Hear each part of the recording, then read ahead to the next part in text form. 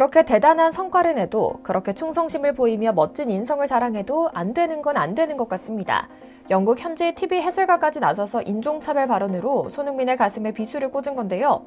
벌써 올 시즌 세 번째 일입니다. 시작은 2라운드 첼시전이었습니다. 손흥민이 코너킥을 차러 갈 때 한 팬이 자신의 눈에 두 손을 올린 뒤에 눈을 찢는 인종차별적 행동을 취하는 모습이 그대로 카메라에 담겼고, 첼시는 곧장 출입금지 중징계를 내렸죠. 온라인에서도 인종차별은 멈추지 않았습니다. 손흥민이 득점을 올리자 웨스트햄 팬이 온라인에 입에 담기 어려운 말을 글로 담았죠. 이번 TV 해설가 마틴 타일러는 77세의 전형적인 영국 백인 마인드로 손흥민이 태클로 공을 잘 끊어내자 무술하고 있는 것 같다라는 발언을 했는데요. 별것 아니라고 생각하실 수 있지만 성룡 영화 같다, 동양인들은 무술을 한다, 많은 냄새 난다 등등 가벼운 발언도 뿌리 깊은 인종차별에서 나온 말이라는 것을 볼 때 상당히 심각한 발언이죠. 그런데 팀 밖에서도 이런 일이 가득한데, 팀 내부에서도 바로 영국 자국 선수에 대한 필요 이상의 편애, 그리고 이들 중심의 손흥민 탓하기가 시작돼 사회적 문제로 번지기 시작했다고 합니다. 그를 너무나 아끼는 명장 무리뉴 감독은 이런 문제에 대해서 공석에서 비판하기도 했는데요. 오늘은 무리뉴 감독의 발언을 중심으로 손흥민이 영국에서 외롭게 싸워야만 하는 토트넘의 현실에 대해 전반적으로 짚어드리려고 합니다. 이강인 영입을 미끼로 손흥민을 팀에 잡아두려고 한다는 적나라한 현지 보도까지 나왔다고 하니 잘 들어주세요. 잠시 저희 광화문 브리핑 구독 설정도 부탁드리고요. 뉴캐슬전 6실점과 리버풀전 4실점 이후 토트넘의 절망적인 수비력을 목격한 팬들은 이 부진한 경기력의 중심에 있는 선수를 발본색원하며 솎아내기 시작했는데요. 그리고 당연하게도 현재 토트넘의 수비 실책에서 제일 많은 지분을 차지하는 것은 에릭 다이어이며, 팬들은 하루빨리 다이어를 방출하고 새로운 센터백을 영입하라며 구단에게 촉구하고 있습니다. 그러나 에릭 다이어는 이상할이 많지 토트넘에서의 입지가 견고한데요. 감독이 누가 오더라도 늘 붙박이 주전으로 출전하며, 일전에 요리스 골키퍼가 공격수 손흥민에게 수비에 가담하지 않는 이기적인 선수라며 맹비난할 때 앞장서서 손흥민을 향한 날을 세웠던 인물이기도 하죠. 골 먹히는 장면을 보면 전부 다이어로 하이패스처럼 지나가고 있음에도 어디 고개를 뻣뻣이 드나 모르겠어요. 그럼에도 구단에서 그를 향한 신뢰는 상당하죠.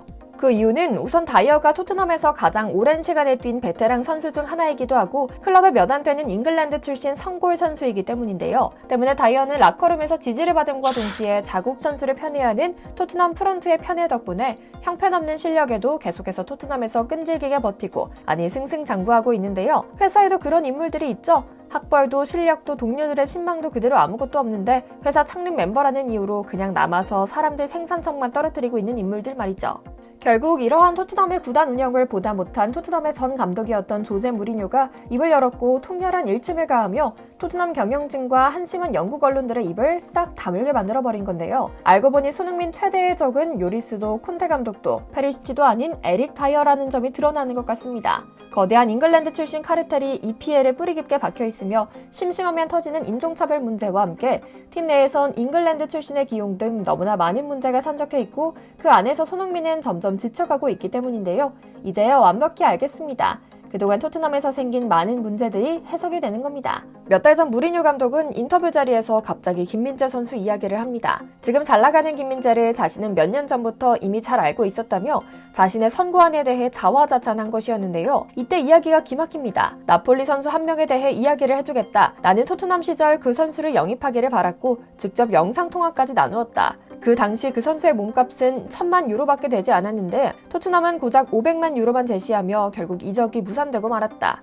토트넘이 돈을 조금만 더 썼어도 거래는 성사됐을 것이다. 심지어 토트넘 경영진은 그 선수를 형편없는 수비수라 칭했다. 지금 생각해보면 기가 막힌 일이다. 사실 나를 포함해 모든 이들은 김민재가 영국인이 아니어서 그렇다는 것을 잘 알고 있다. 그만큼 토트넘이 형편없는 사람들로 가득 찬 팀이라는 방증이다 라고 말이죠. 현재 김민재는 유럽의 빅클럽들이 가장 주시하고 있는 센터백이며, 이미 레알 마드리드, 맨체스터 유나이티드, 리버풀은 물론이고 맨시티 같은 인류 명문 구단들이 접촉하기 시작했다는 기사들이 쏟아져 나오고 있는데요.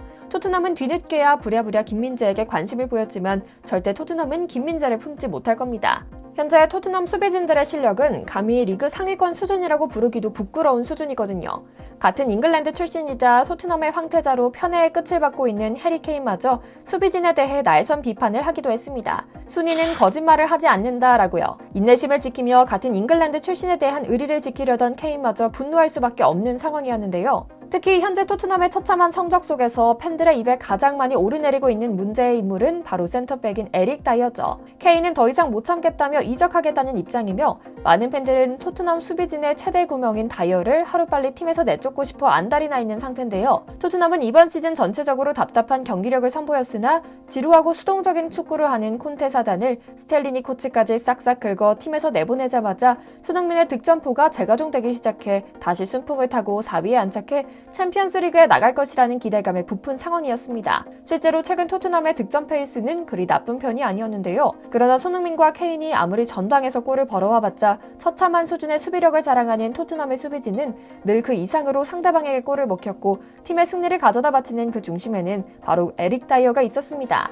직전 두 경기는 아주 환상적이었습니다. 다이어는 뉴캐슬전 역대급 수비 실책을 선보이며 고작 20분 만에 5골을 내주고야 말았는데요. 그 다음 경기인 맨유전에서도 손흥민이 고군분투하며 동점골을 만들어냈으나 이미 다이어가 상대방에게 헌납한 2골 차를 뒤집기란 힘들었습니다. 그리고 대망의 리버풀전은 손흥민과 케인의 뒷목을 잡게 만드는 경기와도 마찬가지였는데요. 이 경기 토트넘은 고작 15분 만에 무려 3골을 내주며 무너졌죠. 하지만 그 리버풀전에서 3골 뒤진 상황에서도 팀 전체의 멱살을 끌고 나간 인물은 손흥민이었습니다. 세계 최고의 수비수로 꼽히는 반다이크를 따돌리고 추가골을 집어넣었으며 93분 극적인 세트피스 상황을 만들어 동점골을 기록했는데요. 웬걸? 이번에도 다시 한번 후방에서의 실수로 동점골을 넣은 지 불과 몇십 초 만에 재차 역전골을 허용했으며 손흥민의 미친 경기력 속에도 결국 패배를 만들고야 말았습니다.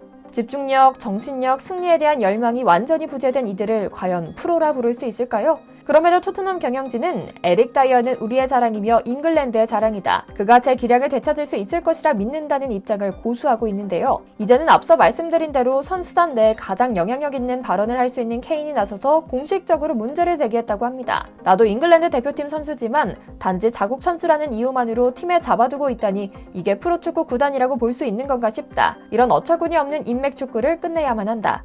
그동안 소니가 견뎌야만 했던 불만과 불편함이 이런 것들이었나 싶어 미안한 마음이 든다. 소니는 늘 실력으로 답해야 한다고 하는데 영국 사람들 사이에서 남들보다 2배, 3배 열심히 해야만 했던 것 같아 경이로운 마음까지 든다라고요. 이런 토트넘이 이제는 이강인을 노리고 있습니다.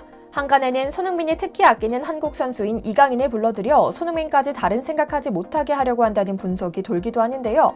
어떻게 될지 여름에 결정되겠지만 우리 이강인 선수가 냉정한 마음으로 렛대를 한번 바꾸고 제대로 실력과 몸값 불려 다음 도약을 준비할 수 있는 마음이 있다면 괜찮겠지만 그 외에 팀의 저력을 본다면 절대 반대하고 싶은 마음입니다.